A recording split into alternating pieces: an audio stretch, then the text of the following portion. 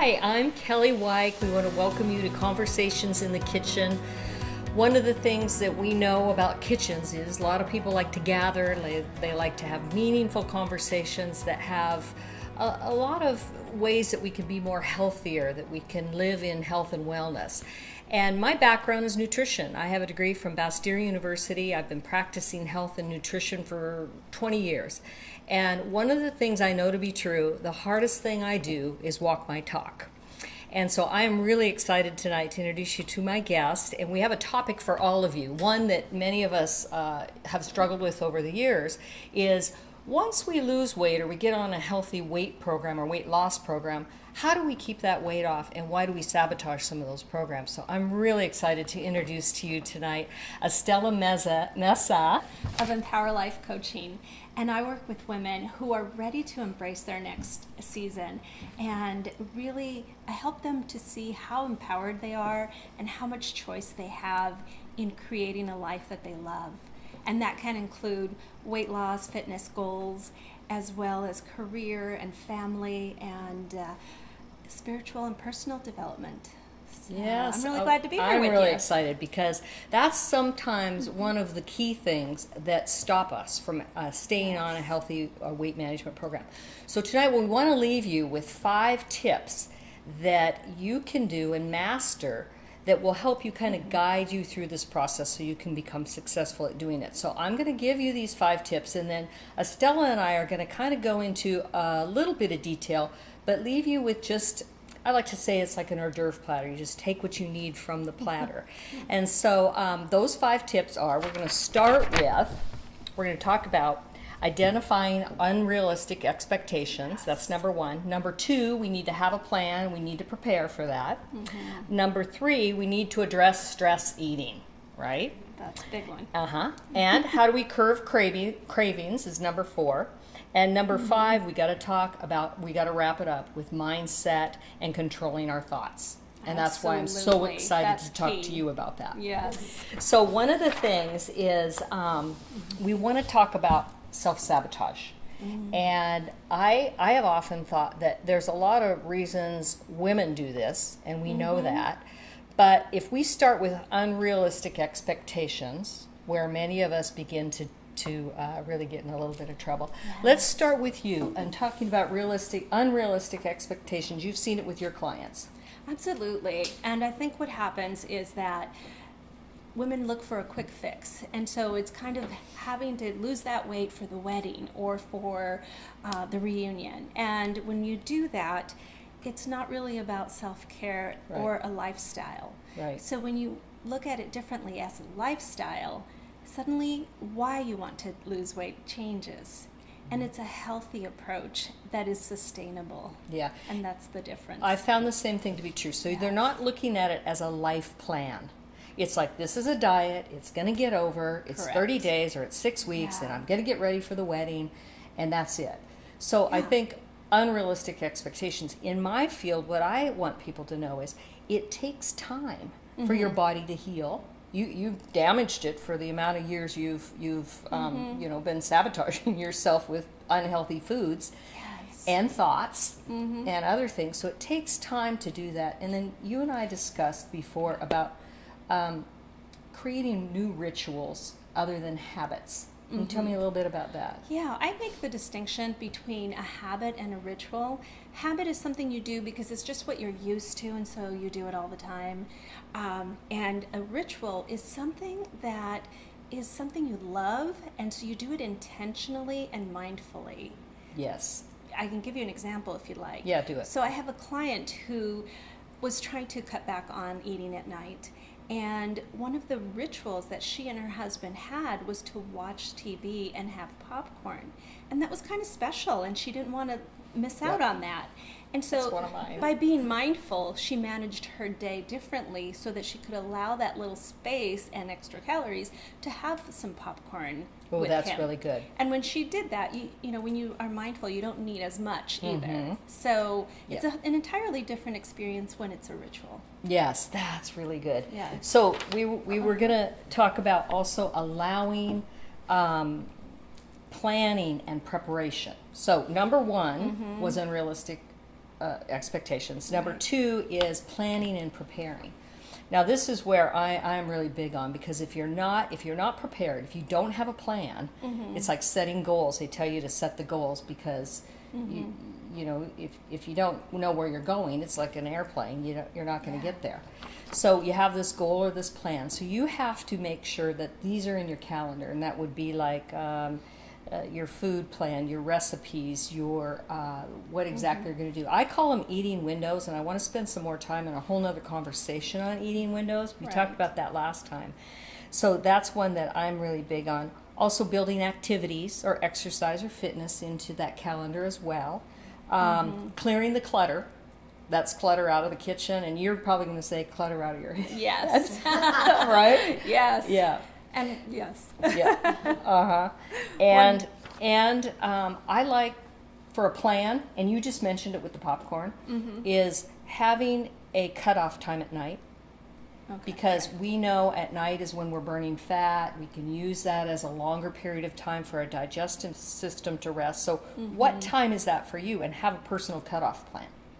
A time, right? So anything else around planning or preparation from your perspective? Well, when you make the intention to plan, again, you're being mindful, as opposed to saying, I'm just going to lose 10 pounds, and you just don't know how it's going to happen. So that's kind of the manana syndrome. Right.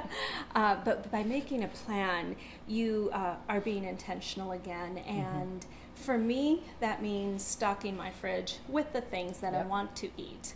Otherwise, I'm going to go to what's most convenient. Right. So and getting the clutter out too. And getting the clutter, right. And so that's the clutter in your mind is about watching the thoughts that are happening around it. If the thoughts are just, I'm going to start tomorrow, then that tomorrow never happens, right? Right. So it's kind of works around SMART goals. Yes. In a way, right? Right. Right. Yeah. But I always ask my clients to go deeper, to kind of go into that heart space and really explore why they want to do it. Again, to be making very conscious decisions. And I think too, planning for maybe slip-ups and mess-ups, and planning to forgive yourself.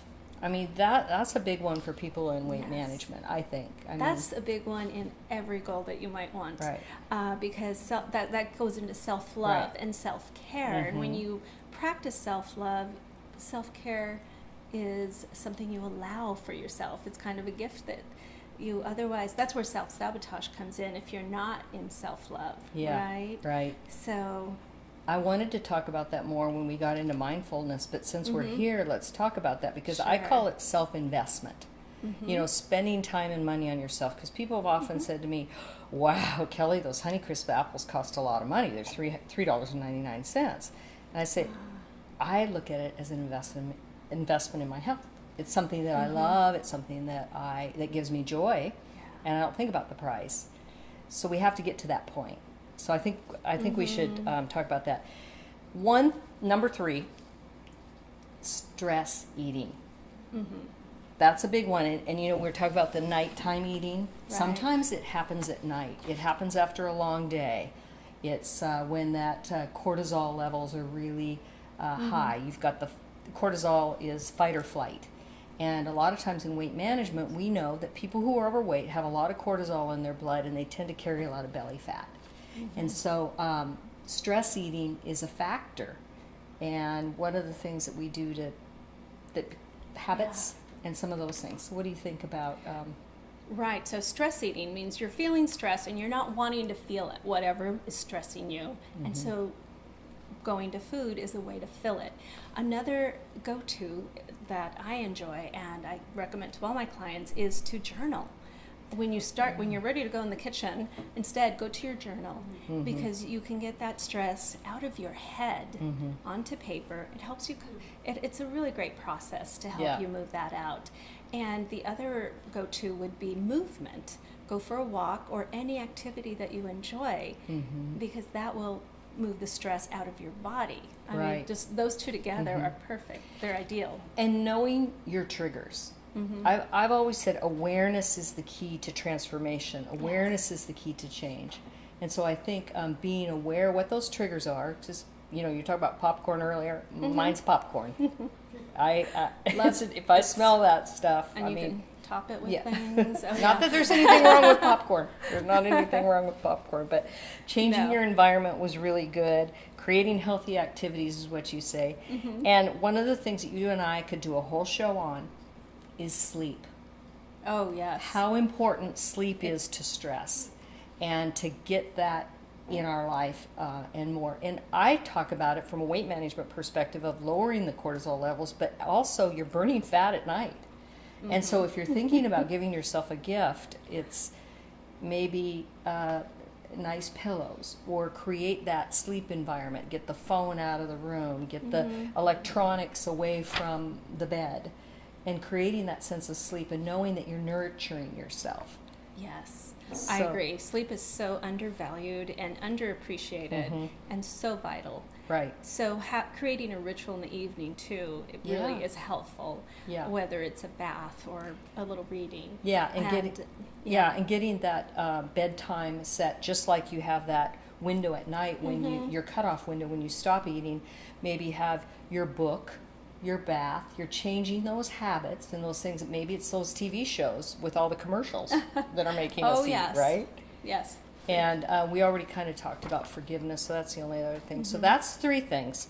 So we now we're talking about curbing cravings. And this is where I feel like I'm kind of an expert in curbing cravings, because the only word I'm going to leave you with is stall. Stall. We're all going to have cravings. Yeah. And they come and go, and there's different things that we can do in different food programs that I'd love to expand on later, and ways of eating that you can curb cravings. But number 1 is you want to stall. That would be drinking water. You talked about it earlier, taking a walk, taking a bath, finding other activities that are really good. I always tell people, pull out your toolkit. There's a lot of different teas that you can take that kind of cut some of the cravings. Apple cider vinegar is a good one. Anything pickled, eating a pickle, some kind of vinegar, some kind of foods like that sort of cut cravings. What are some other ideas? When you mention stall, what stalling does, it brings you back into awareness. It gives you a moment to go, oh, I'm doing it again. How do I want to proceed now? Yes. And when you're in that awareness, now the choices you have really expand. Yes. So at that point, I call it taking a mindful moment to explore what's driving that craving or... yeah, that's really good. Right. So there's a lot you can do around cravings. And let's just finish off with our 5th, which is the power of the mind, what we're thinking. We're talking about our thoughts. We're talking about the awareness of those thoughts, self-love, self-respect, all of that. I mean, I'm going to have you kind of just tell me your thoughts on that. And from your perspective, being a coach, a life coach in particular, to me, the biggest missing piece of weight management is that, the mind. Absolutely. Because we go through this negative self-talk loop that just keeps going and going. And what you want to do is, as soon as you're aware of it, is to stop that loop right there. And the quickest way to get out of the loop is to go into gratitude. So just think of something that you're grateful for when that negative self-talk starts. And even use a phrase. Even really good moms sometimes make mistakes. Whatever is driving you, you can change into a positive or be an appreciation for what you have in your life. So that is the quickest way out of that. And belief that what you're doing is going to, lengthen your life, help you live better longer, that you're nurturing yourself. I tell women, you need to put that oxygen mask on yourself before you can save the rest of the world. And a lot of times we don't think that way. We think of helping and serving others, but not serving and investing in ourselves. I agree. Women have been conditioned to put everybody else first. And that's really hard on us when after a while, your body is going to respond in a way that's not going to be agreeable. So nurturing yourself first means that you'll have more to nurture others with. Yeah. And nurturing yourself. If we're going to talk about nutrition, I'm going to go back to taking bone broth, taking nourishing whole foods that fresh fruits and vegetables and things that make you feel healthy and connect you back to the earth is, the perspective I would come from a nutrition point of view. And then connecting all of that mind, that body, that spirit that we have, really it connects us to other people and to life and to community and to the tribe we're even trying to create here in Conversations in the Kitchen. I agree. So I really wanted to thank you today. I want to remind you that we're going to have on the end of this film a document that print out that kind of follow through those 5 steps. And let me remind us and you what those are. We want to identify unrealistic expectations, and all of us have different unrealistic expectations. Agreed.